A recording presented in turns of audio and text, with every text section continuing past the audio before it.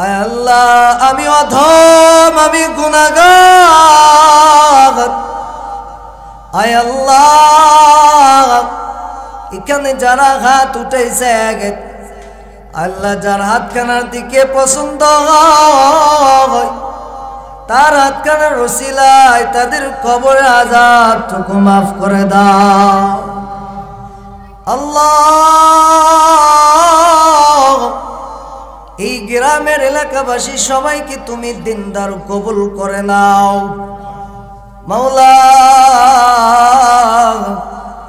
অন্ধকার কবরে যাওয়ার আগে অন্ধকার কবরে সামানা গোসাই করা তৌফিক দিয়া দাও। বিদেশে যদি সন্তান থাকে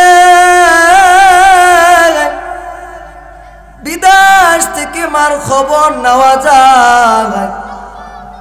পাশে যদি পাশ বাগানে কবর, মা ওখানে শুয়ে থাকে, জানালা দিয়া মাকে দেখা যায় কিন্তু কথা বলার কোনো সুযোগ থাকে না আল্লাহ। এখানে যারা শুনতেছেন তাদের সবারকে, মা বাবাকে মাফ করে দেন আল্লাহ, সবার আত্মীয় স্বজনকে মাফ করে দেন।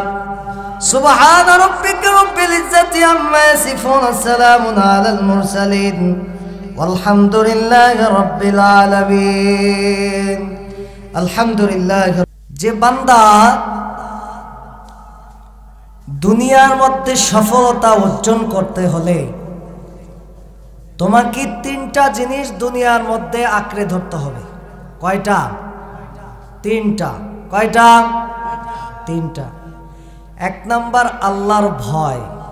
এক নাম্বার কার ভয়? আল্লাহর ভয়। দ্বিতীয় নাম্বার আখলাক, চরিত্র। আখলাক, চরিত্র। তৃতীয় নাম্বার মুআমালাত, মুআশারাত ঠিক করতে হবে, ঠিক কিনা? যদি এই তিনটা জিনিসের যদি ভালো হয়ে যায় পরিপূর্ণ মুমিন হওয়া সত্য হয়ে যাবে। সুবহানাল্লাহ। আওয়াজ কিন্তু ছোট হয়ে গেছে। একবার সুবহানাল্লাহ বললে হাদিস শরীফের মধ্যে, বুখারী শরীফের মধ্যে আছে, বর্ণিত হয়েছে, একবার সুবহানাল্লাহ বললে জান্নাতের মধ্যে যে পিলারটা আছে না, পিলার থাকবে জান্নাতের ভিতরে, এই পিলারটা যোগাযোগী করে। সুবহানাল্লাহ। জান্নাতের মধ্যে বাগান তৈরি হয়ে যায়। কি হয়ে যায়? বাগান তৈরি হয়ে যায়। তো সবসময় ভাইরা আমার, দুনিয়া থাকার জায়গা না। দুনিয়া কি না? দুনিয়া থাকার জায়গা। আমাকে এই দুনিয়া থেকে ত্যাগ করে যেতেই হবে। ইন্নাকা মাইয়ুতুন ওয়া ইন্নাহুম মাইয়িতুন। মৃত্যু অবশ্যই আসবে। মৃত্যু থেকে কেউ পলায়ন করতে পারবে? আজরাইল আসবে। আচ্ছা, আজরাইল যদি আমার কাছে আসে, যদি আমরা ভালো হই, আজরাইল সাধারণ মানুষ ধরে সাধারণ রূপে আসবে। আর যদি আমরা পাপী হই তাহলে আমার কাছে এমন ভয়ঙ্কর রূপে আসবে, একটা গরুকে জবাই দিলে গরুটা যেভাবে ছটফট করে, মানুষটা মৃত্যু হয়ে গেলে এর চেয়ে 10টা গরু ছটফট করতে থাকবে, ঠিক কিনা? যদি আল্লাহ তাআলা এটা বান্দাকে দেখাই দিতেন তাহলে বান্দা জমিনের মধ্যে বেহুশ হয়ে পড়ে যেত, আর দুনিয়াবি কাজ করত না। এটা কিসের জন্য? এই পৃথিবীটা আল্লাহ তাআলা কার জন্য, কিসের জন্য সৃষ্টি করলেন? ক্লাসের মধ্যে যদি ছাত্র থাকে তাহলে পরীক্ষা উঠবেন না কেউ। পরীক্ষা যদি আসে, ছাত্রকে আমরা সাজেশন দেই। কি দেয়? সাজেশন দেয়, 3 মাস আগে সাজেশন দিয়ে দেয় যে ছাত্র আমি তোমাকে এগুলো দিয়ে দিলাম, সময় মেনটেন করবা, proper time, do not waste time, total time is life, you lost is life. একটা ছাত্র যখন তার লাইফটাকে কষ্ট করে 3 মাস পর্যন্ত যদি সে পড়াশোনা করে, পরীক্ষার হলে যায় বিসমিল্লাহ সহকারে সূরা ফাতিহা দরুদ শরীফ পড়ে, খাতাটা নিয়া যদি তাকে এই প্রশ্ন দিবে, আল্লাহর কাছে তাওয়াক্কুল করে, ফাতাওয়াক্কালিল মুতাওয়াক্কালুন, যে তাওয়াক্কুল করে শুরু করে, আল্লাহ তাআলা তার সব কিছু কমন দিয়ে দিবেন, ঠিক কিনা? এটা হলো পরীক্ষার হল। এটা কিসের হল? সবাই দামি হবে, কেউ হবে না, কে হেদায়েত হবে, কেউ হেদায়েত হবে না। হেদায়েত হয়ে যদি সে ভালো হতে পারে তাহলে সে জান্নাতে সরাসরি যাবে, ঠিক কিনা? হেদায়েত শুরু হওয়ার জন্য আমি আপনাদের সামনে সূরাতুল মুমিনের এই যে এখান থেকেই মুমিনের গুণ সম্বন্ধে আজকে আপনাদের সামনে আলোচনা করব ইনশাআল্লাহ। মুমিনের 7টা গুণ। কয়টা গুণ? 7টা গুণ। যে মুমিন দুনিয়ার মধ্যে মর্যাদাপূর্ণ হতে চায় তাহলে দুনিয়ার মধ্যে 7টা গুণ যেন সে অর্জন করে। দুনিয়াটা ক্ষণস্থায়ী, আখিরাত চিরস্থায়ী। এই দুনিয়াতে যে ভালো কাজ করবে তার জন্য জান্নাত, যে খারাপ কাজ করবে তার জন্য জাহান্নাম। এই দেখেন কয়েকদিন আগে 10:30 অর্থাৎ 10:40 ভূমিকম্প গেছে নেই? এটা কার আযাব? সূরাতুর রুমের 40 নম্বর আয়াতে বলেন, জহরাল ফাসাদু ফিল বাররি ওয়াল বাহরি বিমা কাসাবাত আইদিন নাস। জলে স্থলে যত কিছু আযাব হচ্ছে এগুলো আমাদের গুনার কামাই।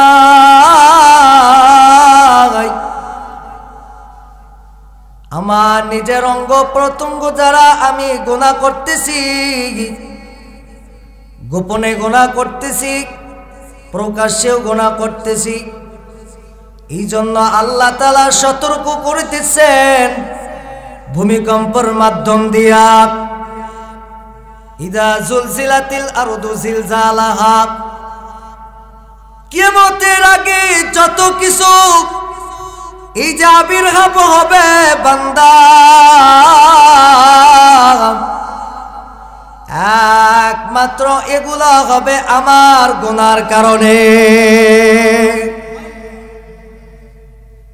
নাউজুবিল্লাহ, গুনার কারণে হবে। আমরা আজকে খাইলেও গুনাহ করতেছি, বসলেও গুনাহ করতেছি। ওরে বান্দা, আমাদের নিজের একটা বডির মধ্যে যে বডি আল্লাহ তাআলা দিয়ে দিয়েছেন, হাদা জিসমুন জামিলুন, এই শরীরটাকে যে চর্চা করবে এই শরীরের ভিতরে আল্লাহকে খুঁজে পাওয়া যাবে। 360টা এই বডির ভিতরে জয়েন করে দিয়েছেন আল্লাহ। যদি বান্দা যদি এগুলো নিয়ে চর্চা করে, আমার রক্ত কিভাবে চলাচল করতেছে, উদাহরণ একটা বাতি আনবেন, একটা ব্যাটারি আনবেন, ব্যাটারির মধ্যে চার্জ দিবেন, কয়েকদিন থাকবে, 1 সপ্তাহ 2 সপ্তাহ থাকবে, 3 সপ্তাহ থাকবে, মাস থাকবে, পরের পর থেকে পরের ওই ব্যাটারি থেকে চার্জ চলে যাবে, ব্যাটারির মধ্যে আর চার্জ থাকবে না। কিন্তু আল্লাহ, আমার মায়ার খোদা, আমার আল্লাহ, এই যে শরীরের ভিতরে এই যে নিয়ামত দান করলেন, 50 থেকে 60 বছর দিন দিকে আমি বাস্তবায়ন করতেছি। একদিনও আমার রক্ত চলাচল বন্ধ করেন নাই, একদিনও আমার জিভ বন্ধ করেন নাই, একদিনে আমার হাত লড়ালড়ি বন্ধ করেন নাই, একদিন আমার পা চলাচল বন্ধ করেন নাই। আমি তারপর আল্লাহর কৃতজ্ঞতা বান্দা হচ্ছি না, আমি তারপরে অশুকর বান্দা হচ্ছি। ও বান্দা, আল্লাহ জানাই দিলেন আমি তোমাকে নিঃস্ব করে দিতে পারতাম, কিন্তু তুমি তারপরও মায়া করে দয়া করে তুমি মানুষ দুর্বল, তোমাকে আমি দামি বানাই দিব। এই জন্যে তোমাকে আমি এই শরীরের ভিতরে তোমাকে একটা নিয়ামত দান করছি, তুমি কেন চর্চা করতে পারো না?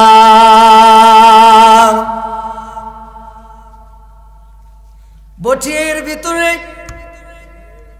একজন পাকিস্তানের বিজ্ঞানী এই শরীরটাকে নিয়ে চর্চা করতে করতে করতে করতে করতে করতে বাবা 300 বছর চলে গেছেন, তারপরও শরীর থেকে একটা কোনো বিন্দু তৈরি বিচ্ছিন্ন করতে পারে নাই। কিন্তু আমার আল্লাহ, মায়ার আল্লাহ দয়া করে আমাদেরকে যে সিস্টেম করে বানাইছে, এই বানানোর পরে দেখেন আমাদেরকে কি করে বানাইলেন।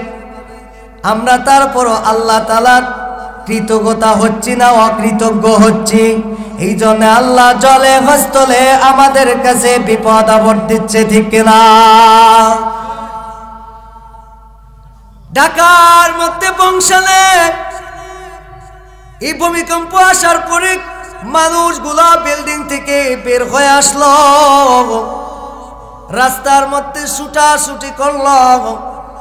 ঠিক কিয়ামতের দিনে মানুষগুলা এভাবে ছুটাছুটি করবে, এক একটা মানুষ এক এক দিকে চলে যাবে, মানুষের কোনো স্থায়ী জায়গা হবে না, শুধুমাত্র একমাত্র আল্লাহর কাছে জায়গা হবে, ঠিক কিনা?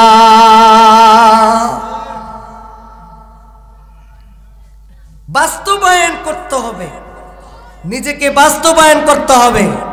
যদি আমি বাস্তবায়ন না করি তাহলে আমার সিদ্ধান্ত আমি নিজেকেই ফেল করব। কি করব? নিজেকে ফেল করব।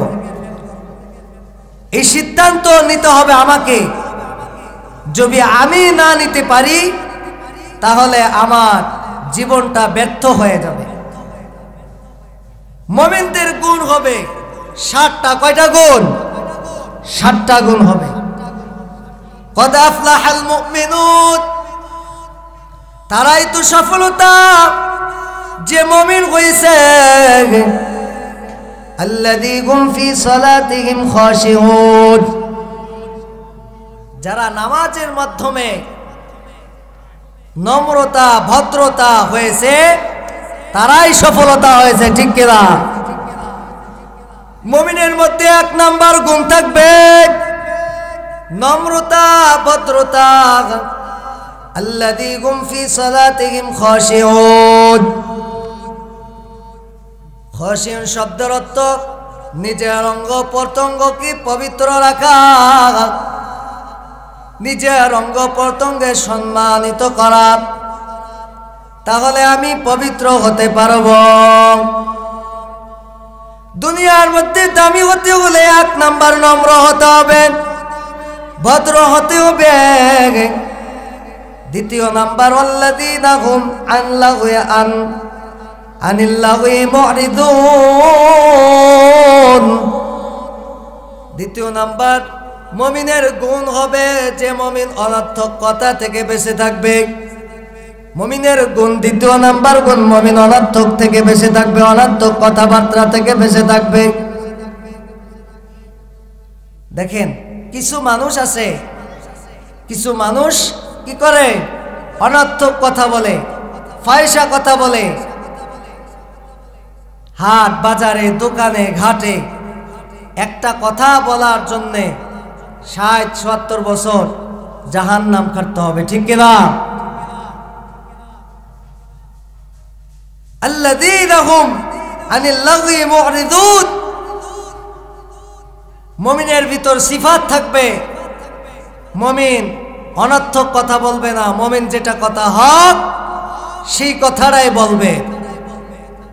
তৃতীয় নাম্বার মুমিনের গুণ থাকবে ওয়াল্লাযীনা হুম লিযাকাওয়াতি ফাইলুন, মুমিন যাকাত দিবে, মুমিন যাকাত দিবে, ফিতরা দিবে, সদকা দান করবে।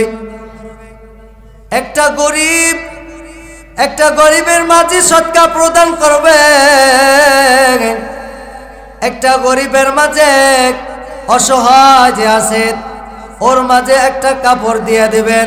আজকে হচ্ছে না সমাজের মধ্যে, হচ্ছে না বাবা। যাই ধনী মানুষ আমার আরো বলতেছে যে আমি নিজেই ধনী হই, আমি কি হই, নিজেই ধনী হয়। গরিব মানুষ না খায় আছে, তাকে দেখতেছে না, এবং তাকে তার ক্ষেত্রে বলে আমি তাকে দেখবো না, কোনো কিছু করব না। আল্লাহ রাসূল সাল্লাল্লাহু আলাইহি সাল্লাম, ওমর রাদিয়াল্লাহু তাআলা আনহু এরকম জমানাতে, তার জমানায় কারা খেতেন কারা খাইতেন না তাদের খোঁজ খবর নেওয়ার জন্য চলে যেতেন। অর্ধেক পৃথিবী করিত শাসন তিনি। আজকে আমরা ধনী হয়ে নিজেকে আমরা গণ্য মনে করি, নিজেকে দামি মনে করি। আল্লাহ বলেন আল্লাযী জামা মালা ওয়া আদ্দাদা, তুমি জমা করো আবার গণনা করো, এই জমা করা মাল তোমার নস্বাত হয়ে যাবে, ঠিক কিনা? বড় বড় ধনী মানুষ তারা দুনিয়ার মধ্যে টিকতে পারছে কি? পারে নাই। কিশোরগঞ্জের একজন ধনী, নাম হলেন জহুরুল ইসলাম। বাঁচতে পারছে? বাঁচতে পারে নাই। এত প্রতাপশালী ছিলেন, ধন দৌলত ছিল, কিন্তু 3খানা কাফন নিয়ে তাকে চলে যাওয়া হয়েছে। দামি দামি মানুষ আছে, যত বড় মানুষ প্রতাপশালী হোক না কেন, কিয়ামতের দিনে প্রতাপশালী মানুষগুলো আখিরাতে ধরা খাবে, পরকালে ধরা খাবে। আর গরিব মানুষরা তাদের আগে 500 বছর আগে জান্নাতে চলে যাবে। সুবহানাল্লাহ। তাদের হিসাব কম হবে। আজকে একটা পাড়ার মধ্যে দেখা যায় একজন ব্যক্তি না খেয়ে আছে, তাকে আমরা খোঁজ খবর নেই না, তার আমরা হিস্ট্রি জানি না, ওই ব্যক্তিটা কেমন আছেন আজকে আমরা নিজের পেটটা ভরাই। আসেনি সমাজের মধ্যে এরকম নেতা আছে? সমাজের মধ্যে এরকম নেতা আছে, যেই নেতা খালি নিজের পেটটাকে ভরায়, পেটটাকে ভরাইতে ভরাইতে পায়খানার টয়লেট বানাইছে। আছে নে? আছে? খাইতে খাইতে খাইতে খাইতে পায়খানার টয়লেট বানাইছে। খাওয়া শেষ, সীমালঙ্ঘন অতিক্রম করে তারা ভারতে চলে গেছে। আছে নে? 17 বছর খাওয়া শেষ করছে, খাইতে খাইতে যখন পেট ভরে গেছে আর খাইতে পারে নাই, তখন আল্লাহ বলছেন আরো খাবি? তাহলে আমি দিচ্ছি তোকে, খাবি আরো? এবার খা, বুঝাই খা। এবার সৈরাচারী হয়ে সে চলে গেছে। আছে? ঠিক।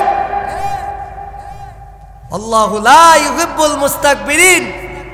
সীমাবদ্ধের মধ্যে থাকিয়া যে সীমাবদ্ধ কাটায় দেয় তার স্থায়ী দুনিয়ার মধ্যে হতে পারে।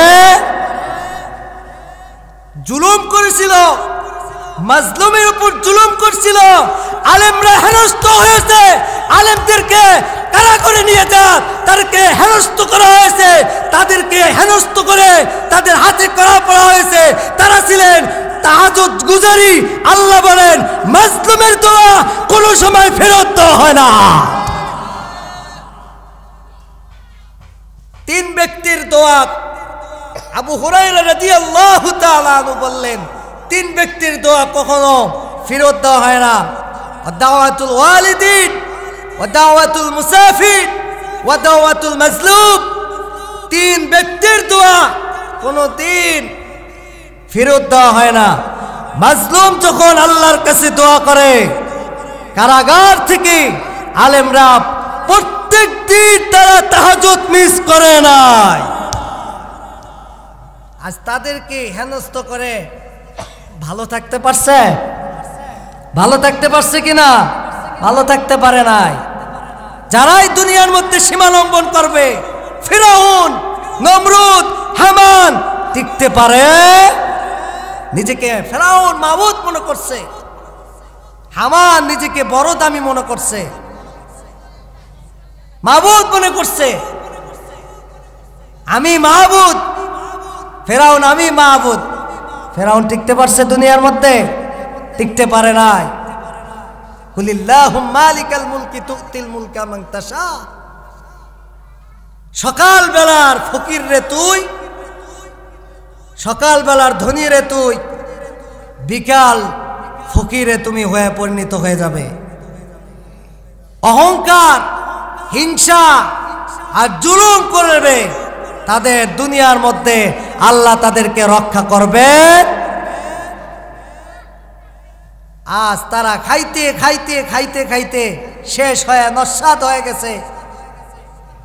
খাওয়া শেষ, কিন্তু পেটটা ভরে তারা চলে গেছে। একটাও কোনো কিছু করে নাই। তাদের জীবনটাকে টিকার জন্য তারা জনগণের জন্য কিছু করে নাই। তাদের ঘর বাড়ি তারা যুক্তরাষ্ট্র থেকে তৈরি করছে, দুবাইতে তৈরি করছে, মালয়েশিয়াতে তৈরি করছে। খাওয়ার জন্য আবার পাগল হয়ে গেছে আরেকজন। পাগল হওয়া যাবে না। আমাদের নিজেকে সিদ্ধান্ত নিতে হবে, কোরআনের আইনকে পাশ করে নিতে হবে। নিজেকে যদি সিদ্ধান্ত না নেই, কোথায় আমরা কোথায় কি তাগিদ দেব, এই বুড়ি আঙ্গুলটা কোথায় দেব, এটাই আমাকে সিদ্ধান্ত নিজে হাতে করতে হবে। ঠিক কিনা ভাইরা? সাহস করেন, খুবাইয়ের মতন হয়ে যান, আনাস রাদিয়াল্লাহু তাআলা তুর মতন হয়ে যান। জিহাদ করতে হবে, জিহাদের ফয়সালা আমাদেরকে করতে হবে। আল্লাহ বলেন ওয়াল্লাযীনা আমানু ওয়াজারু দাখিদু ফি সাবিলিল্লাহ।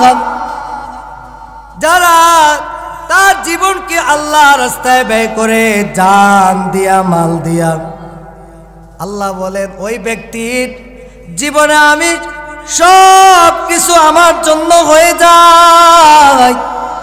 আল্লাহ বলেন মান কানা লিল্লাহু কানাল্লাহু লাহু। ও বান্দা, ওই বান্দার কাছ থেকে জান নেবে, ওই বান্দার কাছ থেকে মাল নেবে, ওই বান্দার কাছ থেকে জিহাদ নেবে, হিজরত নেবে, ওই বান্দা পবিত্র হয়ে যাবে আল্লাহর কাছে।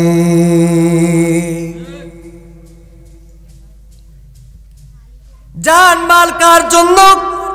একমাত্র আল্লাহর জন্য। জান মাল দিয়ে, সময় দিয়ে আমাদেরকে সামনের দিকে গিয়া আমাদের কোরআনের আইন হতে হবে, কোরআনের বাস্তবায়ন হতে হবে। যদি আমরা না পারি তাহলে আমরা পিছুবা হয়ে যাব, তাহলে আমাদের সংসদের মধ্যে কোরআনের আইন হবে না। আজকে আমাদের থেকে উদ্যোগ নিতে হবে যেন আমরা কোরআনের আইন চাই, কোরআনের বাস্তবায়ন হতে চাই। পাড়ায় পাড়ায়, মহল্লায় মহল্লায় হকের আমল, হকের দাওয়াত দিতে পারি। এই দাওয়াতটা দেওয়ার কারণ হবে একমাত্র সংসদে। ওয়াল্লাযীনা হুম আনিল লাগয়ি মুরিদুন ওয়াল্লাযীনা হুম লিযাকাওয়াতি ফাইলুন, যারা দুনিয়ার মধ্যে যাকাত দিবে, আল্লাহ বলেন মুমিনের তৃতীয় নাম্বার গুণ, মুমিন যাকাত দিবে, মুমিন ফিতরা দিবে, মুমিন তার জানকে ফয়সালা করে দেবে কার হাতে? কার হাতে? কার হাতে? আল্লাহর হাতে। চুপে গেলেন জি? কার হাতে দিবে? তো তাকবীর দেন তো, লিল্লাহে তাকবীর। আল কোরআনের আলো, আল কোরআনের আলো। সংসদে যাও কি চাননি? চান না?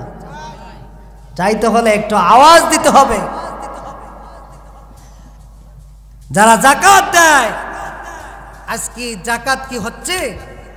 যাকাত না দেওয়ার কারণে, সদকা না দেওয়ার কারণে আজকে আমাদের কাছে এই যে আযাব চলে আসতেছে। কিসের কারণে? এর কারণে আমরা আযাব চলে আসতেছে আমাদের কাছে। আযাব একমাত্র আসার করুন, আমরা জমিনের মধ্যে ধান লাগাই, ধান লাগার পরে আমরা ওখান থেকে কেটে আনার পরে আমরা ওখান থেকে চাল বানাই, চাল বানায় আমরা তার খাবার তৈরি করি। আল্লাহ বলেন, আল্লাহ নিজেই বলে দিছেন, বান্দা ওখান থেকে কিছু সংখ্যক তোমরা একটু আল্লাহ রাস্তায় ব্যয় করবে, তাহলে তুমি দুনিয়ার মধ্যে আখিরাতের মধ্যে লাভবান হয়ে যাবে। আজকে এত ভূমিকম্প হচ্ছে কেন? আজকে এত আযাব হচ্ছে কেন? আজকে এত আমাদের উপর গজব হচ্ছে কেন বান্দা? আজকে আমরা ঠিক মতো যাকাত দেই না, ঠিক মতো সদকা করি না, ভালো কাজ করি না, ভালো কাজের দাওয়াত দেই না, মানুষকে আমরা হেনস্থ করতেছি। আল্লাহ জানাই দিলেন, আল্লাহ সতর্ক বাণী পৌঁছে দিলেন, ও বান্দা আমি তোমাকে সতর্ক করে দিলাম, ভূমিকম্প দিয়ে সতর্ক করব, তোমাকে বৃষ্টি দিয়ে সতর্ক করব, তোমাকে আমি বৃষ্টির মাধ্যমে দিয়া সতর্ক করব, তোমাকে বৃষ্টি দিয়া সতর্ক করব, তোমাকে আমি পরীক্ষা করব, ঝড় তুফান দিয়ে তোমাকে আমি পরীক্ষা করব, অসুস্থ দিয়া বান্দা। তাহলে এগুলার মধ্যে যদি পরীক্ষা উত্তীর্ণ করতে চাও, তাহলে তোমরা বেশি বেশি করে যাকাত দাও, বেশি বেশি করে সদকা দাও। ও বান্দা, যদি এই সদকা করো এবং দান দাও, তাহলে ভূমির মধ্যে এই আযাব ভূমিকম্প বেশি হবে না। এই আযাব হচ্ছে কেন? আযাবের কারণ হচ্ছে আমরা আজকে পাপের কারণে, টাকা না দেওয়ার কারণে, সদকা না দেওয়ার কারণে আযাব হচ্ছে। বাবা, একটা নয়, শরীরের একটা হক আছে, এই শরীরের বডির মধ্যে একটা হক আছে, যাকাত দিব ওটা একটা হক আছে, পাড়া প্রতিবেশীর একটা হক আছে। আমরা হকগুলো পরিপূর্ণভাবে আদায় করতে পারছি না, এই জন্যে আমাদের সামনে গজব আসতেছে কিনা? যারা যাকাত দেয় না তাদের ভয়ঙ্কর আযাব হবে। তাদের ভয়ঙ্কর কেমন আযাব হবে বান্দা? হযরত আব্বাস রাদিয়াল্লাহু তাআলা নূর জামানায় একজন বড় প্রতাপশালী লোক ছিল, একজন দামি মানুষ ছিল, একজন দামি মানুষ। তার সম্পদ এতই সম্পদ ছিল বান্দা, কোনদিন এক ওয়াক্ত নামাজ পড়ে না, কোনদিন যাকাতও চায় না, ফিতরা দেয় না। তার মৃত্যু হয়ে গেল, মৃত্যু শয্যায় হয়ে গেল। কিছু সংখ্যক 3 জন মানুষ তার কবর খনন করার জন্য কবরে চলে গেল। তার কবরস্থানে চলে গেল। কবরস্থানে যাওয়ার পর কবর খনন হলো। কবর খনন করার পর ওই কবর থেকে বিশাল বড় একটা অজগর বের হয়ে এলো রে বান্দা।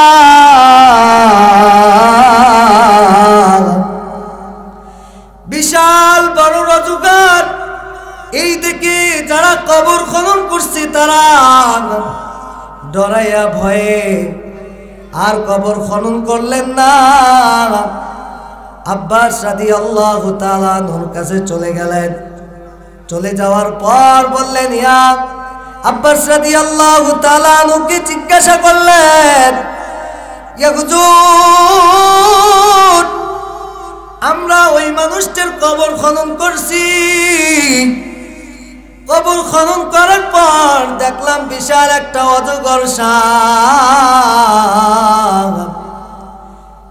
এই সাপটা দেখে আমরা এত ভয়ঙ্কর হয়ে গেলাম, ভয় পেয়ে গেলাম। ভয়ের কারণে আমরা চলে আসলাম। এরপরে জিজ্ঞেস করছেন, আর কি হয়েছে? আর কোনো কিছু হয় না। এরপরে এই আবু ইবনে আব্বাস রাদিয়াল্লাহু তাআলা আনহু কোনো কথা বললেন না। তোমরা আবার চলে যাও, যাওয়ার পরে আরেকটি কবর খনন করো। কবর খনন করার পরে আবার ঠিক সেমে আরেকটা সাপ, ওই একই সাপ তার কবরে। কবর খনন করার পর একই সাপ, অজগর, বিশাল একটা অজগর সাপ। ও মায়ার মানুষ, ও দয়ার মানুষ, আজকে আমরা ল্যাপের তলে থাকি। এই যে শীত হয়েছে, আমরা নামাজ ত্যাগ করতেছি, রোজা ত্যাগ করতেছি, আমরা ভালো কাজ করতেছি না। সামান্য দুনিয়ার মায়ায় পড়ে একদিন আমাদের মৃত্যু হয়ে যাবে। ওই সময় কেউ আমার সাথে হবে না। ওই দিন কেউ সাথী হবে না, শুধু আমার সাথী হবে। আল্লাহ জানাই দিলেন, ইয়াউমা লা ইয়ানফালু ইয়াউমা লা ইয়ানফালু মালুন ইল্লা মান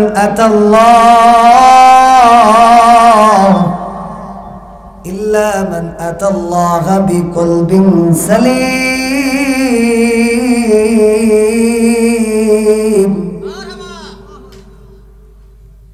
ইয়াউমা লা ইয়ানফাউ মালুন ওয়ালা বানুন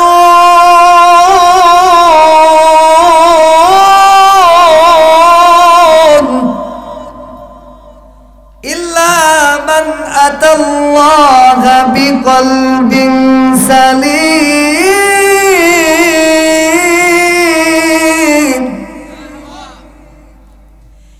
আমার দুনিয়ার মধ্যে আমার কোনো কিছু কাজে আসবে না, আমার ব্যবসা কাজে আসবে না, আমার ধনী কাজে আসবে না, আমার টাকা পয়সা কাজে আসবে না, আমার সন্তান সন্ততি কাজে আসবে না।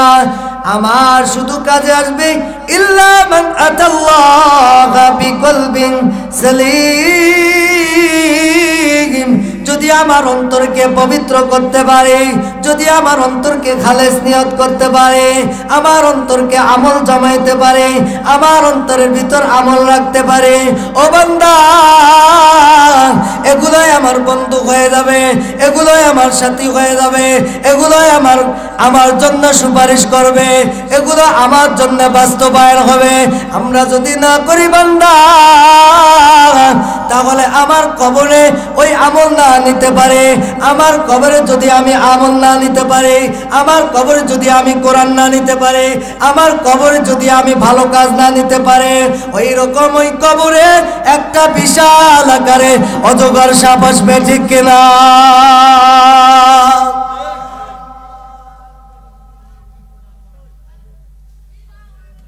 কত বাহাদুরি, কত কিছু চলে যাচ্ছে, কেউ কোনো দিন থাকতে পারে না। এই দুনিয়া থেকে ত্যাগ করে চলে গেছে। যদি কবরের আযাব দেখা যেত, তাহলে মানুষগুলা জমিনের মধ্যে হোঁচট খেয়া দৌড়াদৌড়ি করত, দুনিয়াবি কোনো কাজ করত না, দুনিয়ার মধ্যে কোনো কিছু করত না, শুধু আল্লাহর জন্য পাগল হয়ে যেত। এটাই হলো পরীক্ষার হল, এটাই হলো পরীক্ষার বাসস্থান। কবর খনন করা হলো, কবর খনন করার পর আবার একমাত্র ওখানে দেখা যাচ্ছে শাহাদাত। আব্বাস রাদিয়াল্লাহু তাআলা আনহু বলতেছেন যে তোমরা আবার আরেকটি কবর খনন করো। তৃতীয় কবর খনন করার পরে দেখলো আবার অজগর সাপ দেখা যায়। এবার চতুর্থ কবর খনন করা হলো। চতুর্থ কবর খনন করার পর দেখা যাচ্ছে আরেকটি সাপ। এবার পঞ্চম নাম্বার কবর খনন করা হলো, আবার দেখা যাচ্ছে আরেকটি সাপ। ওই একই সাপ বারবার ওই কবরে আসতেছে। ষষ্ঠ নাম্বার কবর খনন করে দেখতেছি বারবার একই সাপ। এরপর আবার দৌড় দিলেন আব্বাস রাদিয়াল্লাহু তাআলা আনহুর কাছে। যাওয়ার পরে বললেন, ও আব্বাস, একই দেখা গেল ষষ্ঠ কবর খনন করার পরে একই কবরের মধ্যে সাপ দেখা দিল। আবার আব্বাস বলছেন তোমরা আবার যাও আরেকটি কবর খনন করো। কবর খনন করা আরেকটি হলো। কবর খনন করার পর একমাত্র দেখে আবার ওই সাপটাই, অজগর সাপ, বিশাল বড় আকৃতি নিয়ে আসেন বসে। আচ্ছা বলেন তো দেখি, দুনিয়ার মধ্যে যদি একজন পাপী বান্দা যদি কবরের যদি শোয়ানো হতো, কবর যদি দেখা যাইতো সাপ, তাহলে মাটি দিত নে, মাটি দিত না। কিন্তু আল্লাহ এটা দেখাবেন না। মৃত্যু ব্যক্তিকে জীবিত ব্যক্তি দেখতে পারবে না, মৃত্যু ব্যক্তি জীবিত ব্যক্তিকে দেখতে পারে, জীবিত ব্যক্তি মৃত্যু ব্যক্তিকে দেখতে পারে না। যদি এটাই আল্লাহ পার্থক্য দিত, তাহলে দুনিয়াকে আল্লাহ সৃষ্টি করত না। আব্বাস রাদিয়াল্লাহু তাআলা আনহু কবরের কাছে চলে গেলেন। কবরের কাছে চলে যাওয়ার পর যারা কবর খনন করছে তারা দাঁড়ায় আছেন।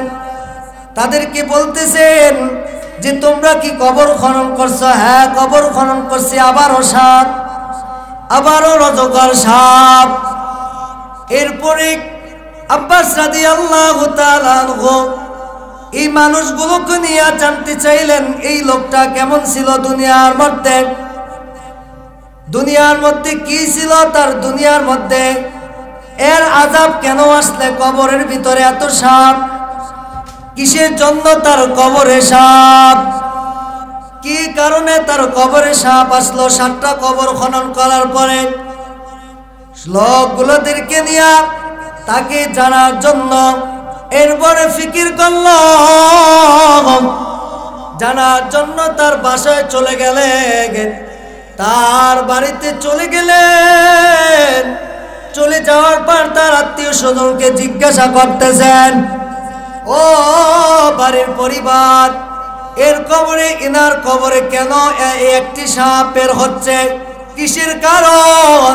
তার কারণটা, তার কিসের কারণের জন্য কবর থেকে সাপ বের হচ্ছে, তার কি পাপ ছিল, সে কি খারাপ কাজ করত দুনিয়ার মধ্যে, কি খারাপের মধ্যে ছিল। লোকজন বলতেছে, পরিবারের লোকজন তাকে বলতেছেন, ও আব্বাস,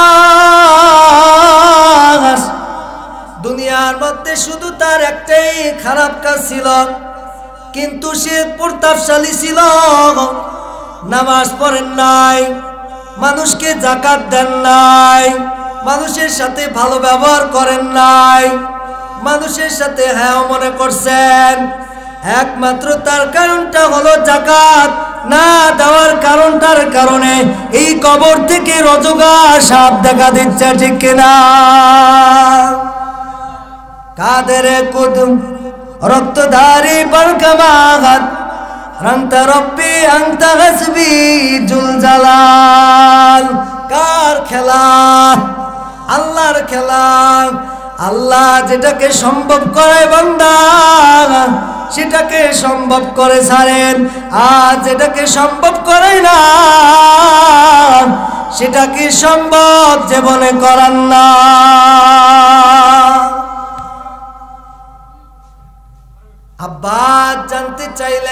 কবরে এই কারণে আযাব, আযাবের সূচনা বললেন এই জন্য তার কবরে আযাব। দেখেন যাকাত না দেওয়ার কারণে তার কবরের এই আযাব হয়েছে, ওই অবস্থায় তাকে মাটি দেওয়া হয়েছে, ওই অবস্থায় তাকে কবর দেওয়া হয়েছে।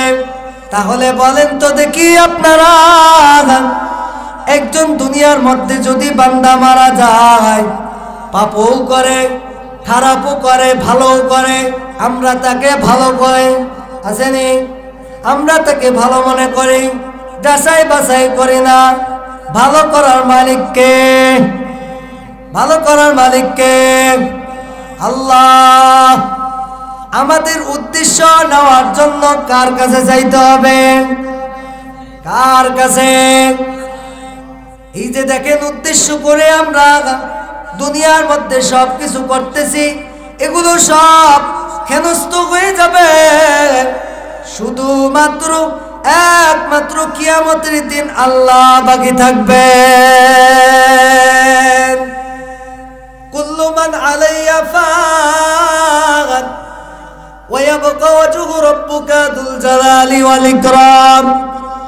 কিয়ামতের দিন সমস্ত ভূমিষ্ঠে যা কিছু আছে সব ধ্বংস হয়ে যাবে, একমাত্র কেবলমাত্র শুধুমাত্র আল্লাহ থাকবে।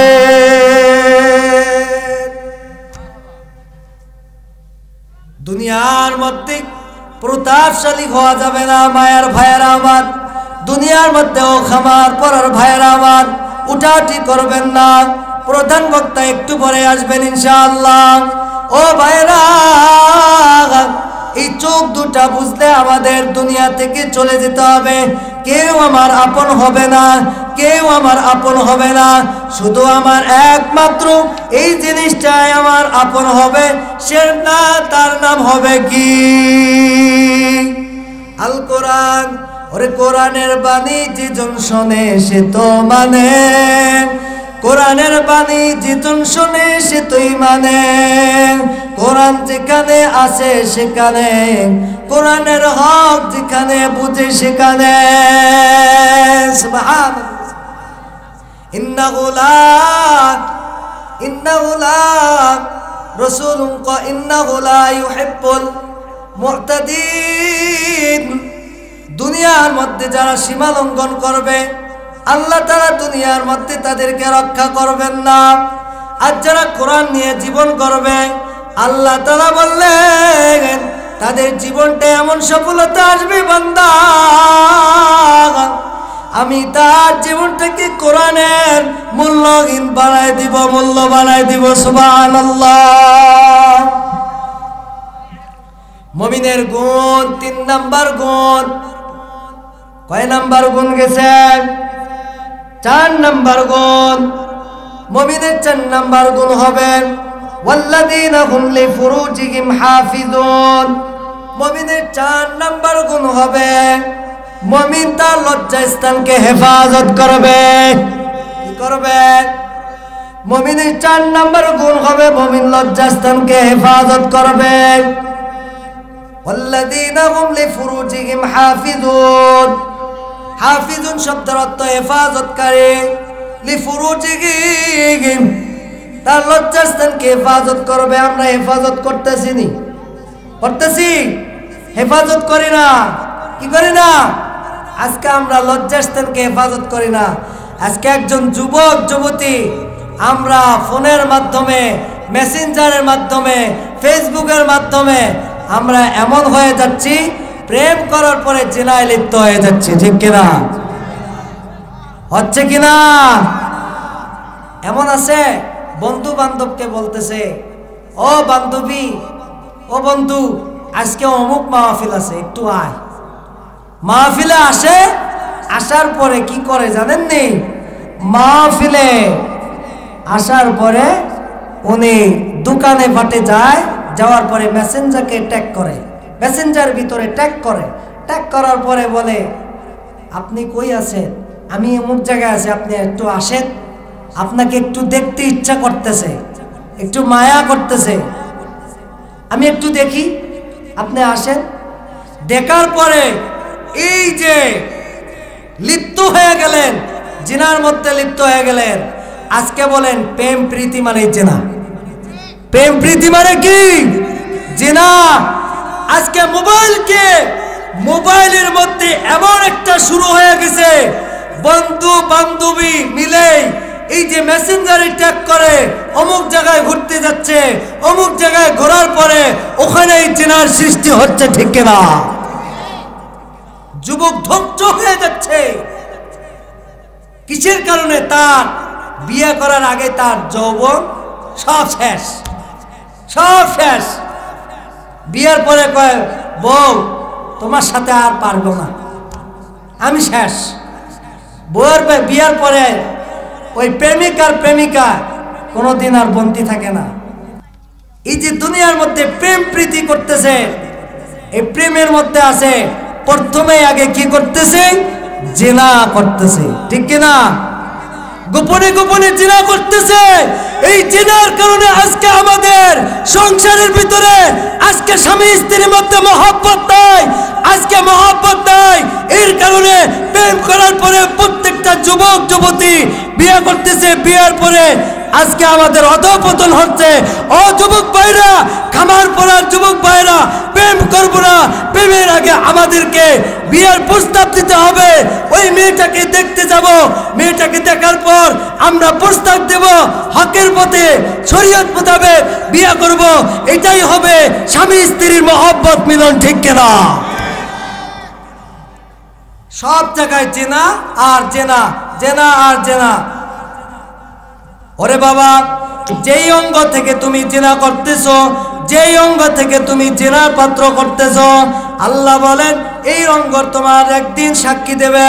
আল্লাহ বলেন সূরাতুল ইয়াসিনের ভিতরে, আল্লাহ বলেন আল-ইয়াওমা নাখতিমু আলা আফওয়াহিহিম ওয়া তুকাল্লিমুনা আইদিহিম ওয়া তাশহাদু আরজুলুহুম বিমা কানু ইয়াকসিবুন। কিয়ামতের দিন বান্দা, সেদিন মুখের মধ্যে মোহর মারে দেওয়া হবে, তার অঙ্গ প্রত্যঙ্গগুলো কথা বলবে। আল্লাহ বললেন সূরাতুন নূরের 24 নম্বর আয়াতে আল্লাহ বলেন ইয়াউমা তাশহাদু আলাইহিম আলসিনাতুহুম ওয়া আইদিহিম আরজুলুহুম বিমা কানু ইয়ামালুন। রে বান্দা, কিয়ামতের দিন আমার মুখ আমার বিরুদ্ধে সাক্ষী দিবে, আমার হাত আমার বিপক্ষে সাক্ষী দিবে, আমার পা আমার বিপক্ষে সাক্ষী দিবে, আমার লজ্জাস্থান আমার বিপক্ষে সাক্ষী দেবে, ঠিক কিনা?